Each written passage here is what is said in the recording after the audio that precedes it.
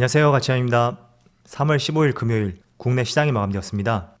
자, 오늘 시장은 어제하고 완전히 반대였어요. 어제는 2년 만에 2700포인트를 돌파하며 마무리되면서 굉장히 앞으로의 시장을 기대하게 만들었습니다. 그런데 오늘 시장은 별다른 반등도 없이 계속 내리막길이었고 또 동시호가에도 굉장히 큰 폭의 급락이 나왔습니다. 그래서 종가상으로 마이너스 1.9%, 다시 한번 2700포인트가 깨지게 되었고요. 그리고 코스닥도 마이너스 0.8%가 나오면서 코스피보다는 덜했지만 그래도 시장 흐름이 좋지는 않았습니다. 그리고 시가총액 상위 종목들을 보면 오늘은 셀트리온을 제외하고 전 종목이 모두 파란불이 들어왔습니다. 특히 가장 많이 빠진 업종이 2차전지 업종에 많은 낙폭이 있었고 또 저PBR주도 오랜만에 좋지 않은 흐름이 나왔습니다. 일단 삼성물산은 개별 이슈가 있었는데 오늘 주주총회가 있었거든요. 그런데 주총에서 배당 확대가 이루어지지 않으면서 굉장히 많은 실망 매물이 쏟아지게 되었습니다. 그래서 저PBR 관련주라든지 또 2차전지 관련주들 그리고 반도체까지 오늘은 업종 구분 없이 모두 시장이 좋지 않았었고요. 그리고 코스닥도 몇 개의 개별 종목을 제외하고 전반적으로 시장 흐름이 좋지는 않았습니다. 그래도 반도체 소재 기업 쪽은 그나마 빨간불이 들어온 기업들이 보이네요. 그리고 코스피의 수급을 살펴볼게요. 자, 오늘은 외국인이 무려 1조 원이 넘는 정말 역대급 순매도가 나왔습니다. 최근 한 달 동안에 있어서 대체적으로 많은 빨간불이 찍혀 있었고 간헐적으로 매도가 나왔다고 해도 많을 때는 3천억 정도, 그 정도 선을 지켰었거든요. 그런데 오늘은 1조 원이 넘는 정말 많은 순매도가 나왔고 제 경험상으로 봤을 때는 외국인의 많은 매수가 꾸준히 찍히고 나서 한 번에 대량 매도가 나왔다는 것은 그 노이즈가 며칠 동안 더 이어졌던 사례가 많았었거든요. 그래서 당분간만큼은 시장을 조금 더 보수적으로 관망을 해보시고요. 또 코스닥을 보면 코스닥도 기관과 외국인의 양매도가 나왔었죠. 그리고 당일 추이를 한번 살펴보세요. 동시호가에만 외국인이 무려 2,500억의 많은 순매도가 나왔습니다. 이게 다 10분 사이예요. 그래서 그 물량들을 다 개인들이 회수해갔고 또 대체적으로 동시호가에 외국인이 던졌을 때 그게 다음날까지도 시장 흐름이 이어지는 경우가 상당히 많았습니다. 그래서 다음 주 특히 월요일 시장은 한번 조심해 보시고요. 자, 그리고 삼성전자를 보면 삼성전자도 동시호가에 많이 밀렸었죠. 역시 외국인이 무려 5천억의 많은 순매도가 나왔었고 또 SK하이닉스도 물론 외국인의 순매도가 나왔지만 삼성전자보다는 굉장히 낮은 것 같습니다. 그리고 저PBR 관련주 삼성물산이라든지 또 현대차 그리고 KB금융까지 정말 오랜만에 외국인의 순매도가 찍혔거든요. 특히 삼성물산은 2월 26일 이때를 제외한다면 규모가 많지 않으니까요. 1월 29일 이후로 처음으로 순매도가 나왔다고 할 수가 있습니다. 그래서 그런 부분도 한번 조심을 해봐야 될 것 같고 그 연속성이 다음 주도 이어지는지 저PBR 관련주는 외국인의 수급을 꾸준히 지켜보세요. 그리고 삼성 SDI는 여전히 외국인의 수급이 좋지 않네요. 자, 그럼 이어서 주체별 매매 동향에 대해서 살펴보도록 하겠습니다. 3월 15일 외국인이 가장 많이 매수한 종목은 현대모비스, 두산, 한국조선해양, APR, 레고캠바이오. 일단 현대모비스를 제외하면 규모 자체가 많지는 않은 것 같습니다. 그래서 오늘은 매수보다는 매도 쪽에 조금 더 집중을 했던 것 같고 또 기관도 규모가 많지는 않네요. 삼성전기, 한국전력, 하나오션, 오리온, 기아. 기관도 마찬가지로 매수보다는 매도 쪽에 오늘은 더 집중을 했던 것 같죠. 자, 이어서 해외 증시를 볼게요. 어제도 미국의 3대 지수가 모두 파란불로 마감이 되었습니다. 물론 많이 빠진 건 아니었고요. 나스닥은 마이너스 0.3%, 그리고 S&P 500은 비슷하게 빠졌었네요. 그리고 다우지수도 마찬가지로 비슷한 낙폭이었습니다. 그리고 반도체 지수를 보면 오히려 반도체 지수는 다시 한번 1.7%의 급락이 나오면서 어제도 시장 흐름이 좋지 못했습니다. 그래도 일단은 며칠 동안 하락이 나왔지만 저는 오히려 반도체 쪽은 올 한 해만큼은 장기적으로 추세적인 상승이 나올 거라고 말씀드렸잖아요. 그래서 그런 관점에서는 오히려 최근의 하락이 과열을 시킬 수 있는 하나의 시점으로서 반도체에 대해서 한번 바라보시고요. 그리고 주봉으로 볼게요. 자, 최근에 반도체 지수는 과열권에 들어섰잖아요.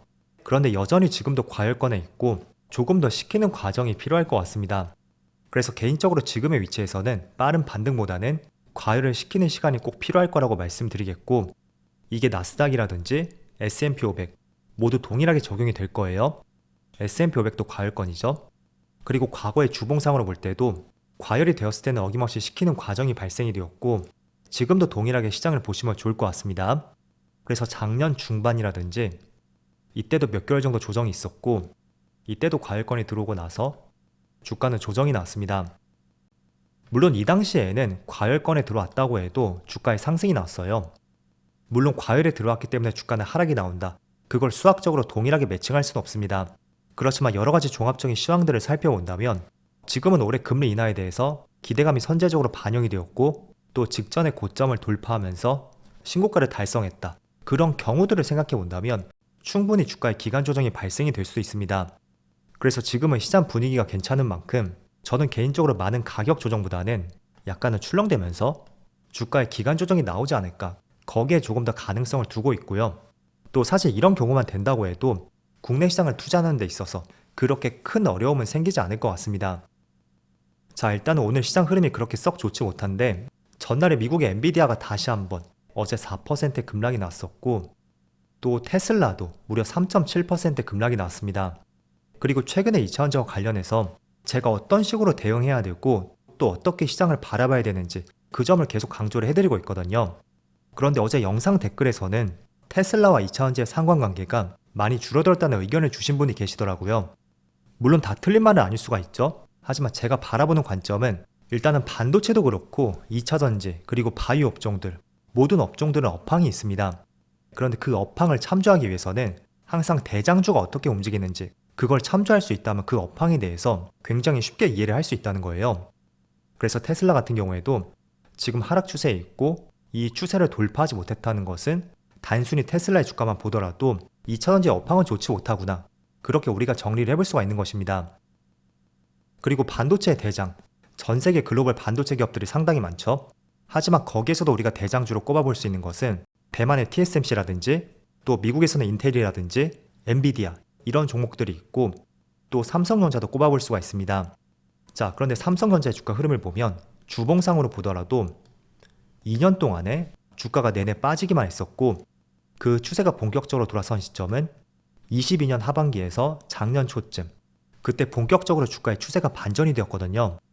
그래서 우리가 많은 뉴스를 보지 않더라도 단순히 이 차트의 움직임만 가지고도 지금 업황이 개선이 되고 있구나, 이런 것을 어느 정도 캐치를 해볼 수 있다는 거예요.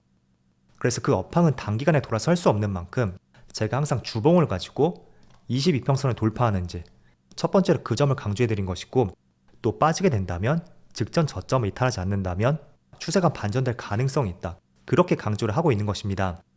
그래서 그런 경우에 우리가 투자를 한다면 조금 더 빠르게 수익을 낼 수 있다는 것이 저의 생각이고, 여기에 절대적으로 동의를 하지 않는다면 이런 구간에도 매수를 하면서 2년, 3년 또는 그 이상도 시간적인 부분을 많이 투자를 해야 되겠죠. 그래서 내가 정말 롱텀으로 장기 투자를 할 계획이 있다면 물론 제가 말씀드리는 제안에 대해서 그렇게 구애를 받지 않을 수도 있습니다. 하지만 지금 많은 분들이 장기 투자를 한다고 해도 매수하고 얼마 뒤부터 수익이 발생이 된다면 심리적으로 굉장히 안정이 될 수밖에 없거든요. 그래서 그런 부분을 생각해 보더라도 우리가 아무리 성장산업이라고 해도 투자를 하는 시점은 업황이 돌아서는지 그거를 차트의 움직임이라든지 또 많은 기사들을 찾아보면서 그때 투자를 했을 때 조금 더 안정적이고 장기적으로 끌고 갈 수가 있다, 이렇게 말씀드리겠습니다. 자, 그래서 최근에 삼성 SDI도 제가 많이 강조를 해드리고 있잖아요. 그런데 오늘까지의 흐름을 봤을 때는 주봉상 22평선을 돌파하려다가 실패하는 움직임이 나오고 있습니다. 그래서 테슬라의 주가의 움직임만 보더라도 쉽게 돌파하는 것은 어려울 수가 있을 거예요. 때문에 확실하게 주봉상 22평선을 돌파하기 전에는 섣불리 투자하는 것을 지양하자고 말씀드리겠습니다. 그리고 2차전지 쪽은 테슬라의 성장성이 내년까지도 밝지 않다는 것이 주된 의견이고, 또 오늘 나온 에너지 솔루션의 기사를 보면 작년에 공장 가동률이 떨어지면서 평균 판매 단가가 하락할 수가 있고 이게 수익성 악화로 연결될 것이라는 전망이 나왔습니다. 그래서 이런 내용도 한번 살펴보시고요. 그리고 2차전지 내용이 조금 길었던 만큼 지금부터는 간략하게 살펴봐야 되는 뉴스에 대해서 말씀드리겠습니다. 자, 어제 조선주가 오랜만에 급등이 났었고 그 결정적인 이유로서는 선박 가격이 16년 만에 최고치를 기록했다 라는 기사가 있었고, 또 올해 많은 기업들의 영업이익이 크게 개선될 수 있다는 전망들이 있었기 때문이에요. 그런데 오늘 추가적인 기사가 나왔고 이 내용을 한번 살펴보세요. 지금 미국에서 중국의 반도체를 많이 규제를 하고 있잖아요. 그런데 얼마 전에는 바이오 쪽뿐만 아니라 또 오늘 나온 기사에서는 조선업계도 제재 대상으로 확대가 될 수 있다는 기사가 나왔습니다. 자, 이런 부분은 충분히 국내 시장에게도 큰 호재가 될 수도 있다고 생각이 됩니다. 국내 조선업계는 중국 쪽에서 많은 점유율을 빼앗겼었지만 근래 들어서 LNG 선박이 두각을 나타내면서 다시 점유율을 끌어올리고 있었습니다. 그런데 여기서 미국 쪽에서 중국의 조선업을 제재한다 라고 한다면 분명히 국내 조선업계도 수혜를 볼 가능성도 충분히 높거든요. 그래서 이런 부분도 한번 생각해 보셨으면 좋겠습니다. 또 추가적으로 다음 달 5일쯤에 미국에서 암학회가 열리게 됩니다. 여기 기사에 나와 있는 것은 유한양행, 레고캠바이오, 그리고 ABL 바이오까지 이런 기업들은 충분히 다음 달에 있는 암학회에 대한 기대감이 있는 만큼 거기서 어떤 새로운 기술에 대해서 발표될 가능성이 상당히 높다고 할 수가 있습니다. 그래서 한마디로 재료라는 것도 이게 단발적으로 끝날 수 있는지 아니면 이런 내용처럼 그 재료가 계속 이어질 수가 있는지 또 이런 내용도 재료가 계속 이어질 수가 있겠죠.